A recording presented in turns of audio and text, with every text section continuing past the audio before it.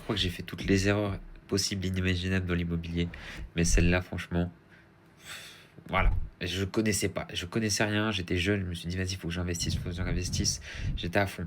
Je suis arrivé. J'ai vu un panneau, une pancarte à vendre, appartement.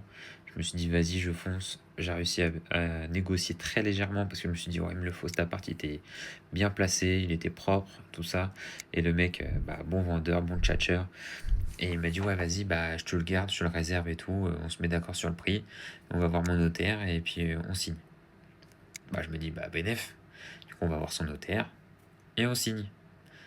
Sauf que moi, j'ai pas pris de notaire.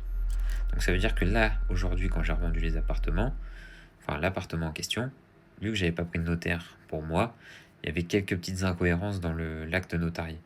Mais du coup, il y a plein de choses qui ont été marquées dedans, que quand il y a eu la lecture, il y a eu tout ça, en fait, ça a été passé un peu à la trappe. Quand le notaire du vendeur a rédigé et puis a parlé de l'acte, c'est vrai que des trucs comme quoi le maîtrait, c'était le vendeur qui l'avait fait lui-même, il y avait des choses comme ça que bah, j'étais pas au courant en fait. Pour ça, faites attention quand vous achetez un bien, ayez votre propre notaire qui vérifie tout si l'acte est conforme et dans les règles.